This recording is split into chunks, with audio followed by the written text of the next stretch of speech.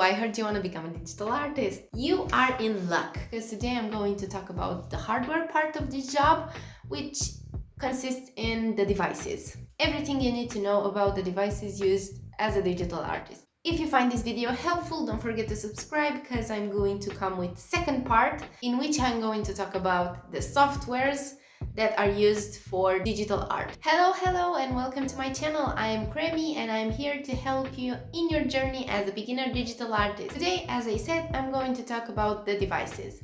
Of course, we are digital artists and we need to draw with the help of devices. We can draw with the help of a display tablet or a graphic tablet or an iPad, or I will start with the beginning. First is graphic tablets or pen tablets are mostly how people start digital art. Those don't have a screen and need to be plugged into a laptop or a computer to work. Graphic tablets can be very difficult to work with, especially if you jump from traditional to digital art instantly.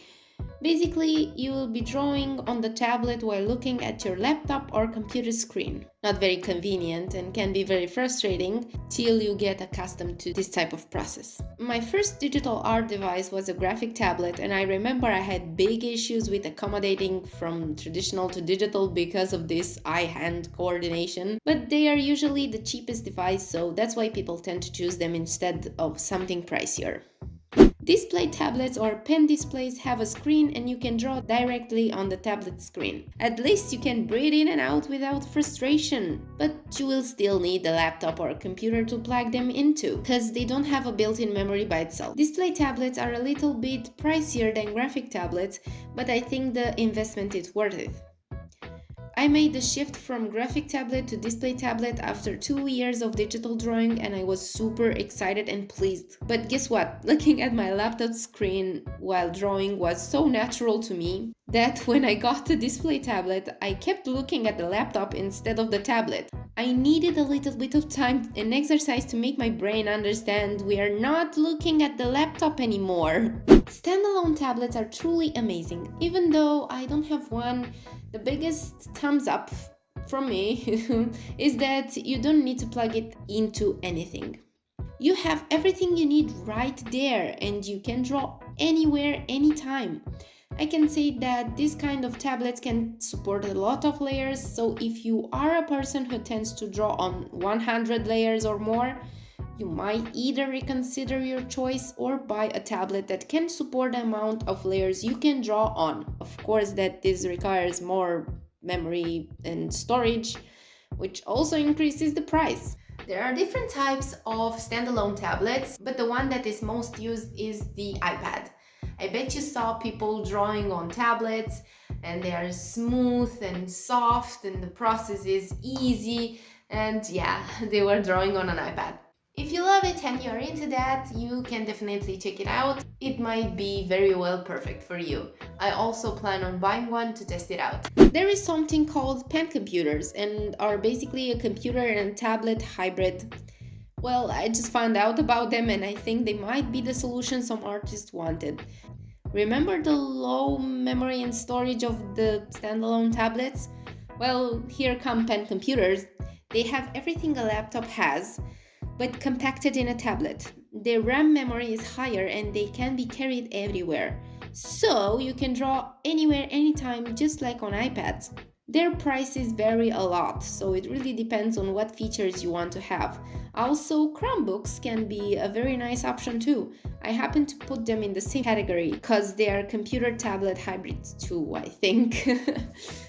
Well, now we saw the differences between all those devices, and let me say, there is no good or bad device, there are only good and bad devices for you. If you travel a lot and prefer to draw on the go, a standalone tablet or a computer pen can be perfect for you. If you are home most of the times, like I am, and you have a computer or a laptop, a graphic tablet or a display tablet can work perfectly for you. It is important to know the differences so you can choose the best device for you. Before jumping into brands, I want to talk a little bit about the specifications, because you will need to research the market a little bit and you will bump into them and you will not know what they mean. So we are going to clarify that for you now. Pressure sensitivity. Pressure sensitivity helps the stylus act like a real pencil and not a mouse. The harder you press, the thicker the lines are, so obviously the bigger the better here. Even though the difference between 2000 and 8000 is not visibly seen, anything higher than 2000 should be great. My tablet, for example, has a pressure level of 8192 and it works very close to the real thing. Parallax is the distance between the pen and the canvas. Because you are drawing on a device and not a paper, there is a little bit of distance between where your stylus hits the device and the actual canvas you're drawing on. It's nothing to be scared about because in time you won't even feel it. I can say that laminated screens have less parallax, so you can search for that in the specifications. Tablet dimensions and display area. You need to know the dimensions of the tablet, but also the display area. The dimensions help you to know if it fits on your workspace, if it's too big to handle, or if you want something bigger to satisfy your artistic desires. The display area is your working screen. Also very important when you want to know how much of the tablet is actually the working space. I have a 12-inch screen and the dimensions of the tablet are 35 with 32 and it looks like this. It was bigger than what I started with and definitely had an impact. The resolution. Usually you will find them in Full HD with a resolution of 1920 per 1080, but some of them have even 4K. Needless to say that they are pricier and won't really make a difference if you don't work on really big artworks. Pen mode. This is also very important. There are styluses that need battery and charging and styluses that don't require all this and work on electromagnetic technology. If you don't want to charge your stylus or buy batteries for it, the electromagnetic thingy is for sure something you should check out. Response rate.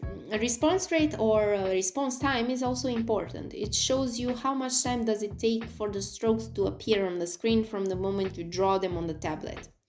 Usually the response rates are very high and you can't see with the naked eye the differences. Just to make an idea, I have a response time of 14 milliseconds and it's instant.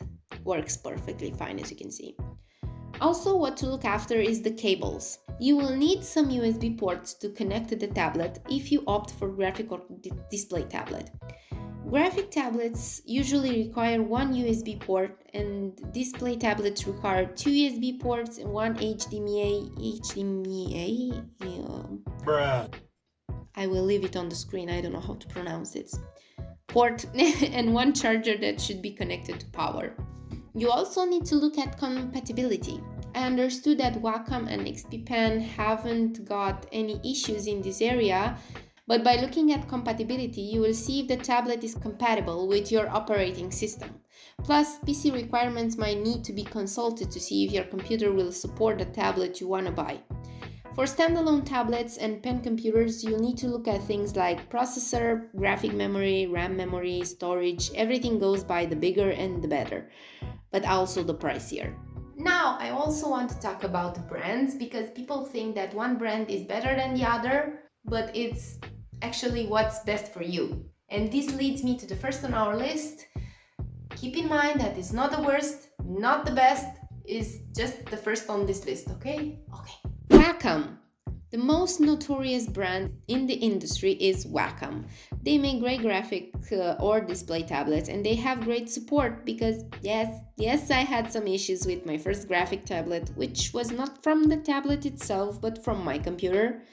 I still don't know what the issues was, but I reinstalled the Windows and it worked perfectly. But the lady from the support service was great and really tried to help, even though the product was not the issue. Thank you, random lady. It was a long time and I don't remember your name, but thank you a lot. Anyway, going back to great products, yes, Wacom has a nice range of tablets from affordable to not so affordable. They also have what they call pen computers, which are the tablet and computer hybrid we mentioned earlier.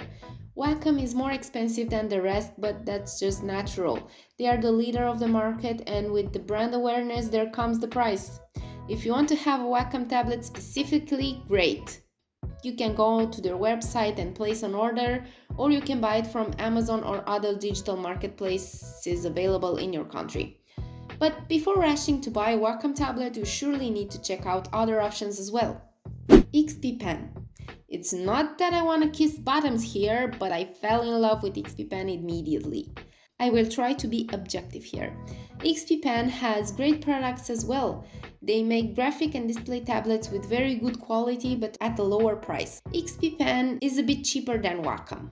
It's not a difference that would count if your target is the brand or a specific tablet, but if your primary criteria for buying a tablet is the budget, you should really consider XP Pen.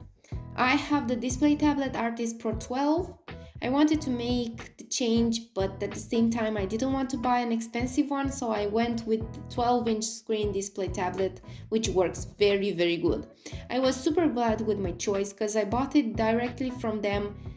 But what I want to specify here is if you choose a display tablet, buy a screen protector. Trust me, it's worth it. The pen scratches don't affect the drawing experience, but I was a little disappointed to see my tablet used. With a screen protector, you don't need to worry about abusing it too much. But if you are just starting out and don't want to spend so much money, you can skip this. As I said, it doesn't affect the drawing process or the integrity of the tablet regarding functionality. Also, a big plus is that XP Pen has discounts throughout the year, such as Christmas sale, which can be very nice if you want to buy yourself a Christmas gift. Huion. I hope I am pronouncing this correctly. Huion. A third option would be Huion. Now, I didn't own any Huion tablet, but I researched the market when I wanted to make the choice to buy one, and I came across Huion. There are a lot of beginner artists who start with Huion and are very pleased with their choice. Huion makes great tablets and also has pen computers. Their prices are similar to XP Pens and are really worth checking them out. I don't have much to say about this because I didn't have experience with them, but from what I heard, they are great and a lot of beginner artists are very pleased with their products. Apple. There is not much to say about Apple. Everyone knows about Apple. If you are searching for a standalone tablet, you can check out other manufacturers such as Samsung, but I still think Apple is preferred due to the amount of people having iPads and being very pleased with the product. Now I want to make some recommendations based on your budget. I didn't test all those products, I just browsed the market and looking at specs and reviews. So here we go! If you're just starting out on digital drawing and don't want to spend more than $100, you should consider those options. Star G640S from XP Pen has customizable keys and it's just the minimum you need to start digital drawing. This tablet costs around $50 and you should really give it a try if you are searching for what is cheap but a safe start. A very similar tablet is one by Wacom, a small version, even though you can opt for the medium version as well.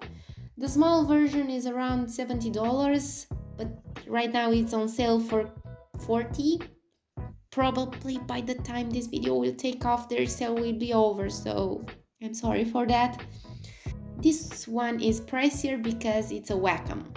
I advise you to go with the XP Pens one because it has the same features and is more affordable. Another option is Deco 02 from XP Pen, which has customizable keys and a wheel which you can zoom in or zoom out of your illustration. I personally love this feature, but it doesn't affect the process that much. Even if you don't have it, don't worry. This one is around $90 and is a great option to stay below $100 and still customize your process a little. Another $90 tablet is Inspiroy RTM 500 from Huion. From Huion, this tablet I find to be the most comfortable one in terms of dimensions, that has customizable keys and stays under $100. If you wish to buy a display tablet, you will need to spend a little bit more. So if you want to stay under $300, I recommend to look at XP Pen's Artist 12 for $250, which has a bigger 12-inch screen and works perfectly. I have the Pro version of this, so I would totally recommend this one. Another option is Canvas 12 from Huion for $240, and is similar to the Artist 12. It has a pen holder but a slower response rate, which I don't think will be that much of a burden considering the difference is some milliseconds. If you want to buy a display tablet from Wacom, you need to expand your budget way above $300, because the most affordable display tablet from Wacom is Wacom One at $400, which has 13-inch screen. So I guess if you really want to have a Wacom tablet, you can choose this one. Now for iPads, it was really a shock to see how expensive iPads are. If you want to have a nice quality price rate one, you can look at iPad 10.2, which is around $500 being the most affordable, iPad Air 4 being the best mid-range option at around $700, or the best value iPad but very expensive is the iPad Pro 12.9 for $1,200. All of them are chosen to be 256 gigabytes, I think, right? You can correct me in the comments. But of course you can choose to have lower memory, which will make it cheaper. If you are a beginner and probably don't want to draw daily or big projects, and if you let the iPad be only for drawing, will be more than enough. In some cases it would be too much. It only depends on what your wants and needs are. That being said, I think I covered everything I wanted to cover today, and I really hope you learned something about the market and what devices to expect and what they can do and cannot do and what's their differences between them. And make sure to see the next part of this, which will be the softwares, as I said. We will going to talk about free and pay-to-use softwares. So don't forget to subscribe to catch that in time. If you have any questions or other recommendations, please leave a comment down below. If you have a tablet, help others who are in need for one with an honest review. Reviews can save, if not lives, they can save budgets for sure. That was it for today. Till next time, ta-ta!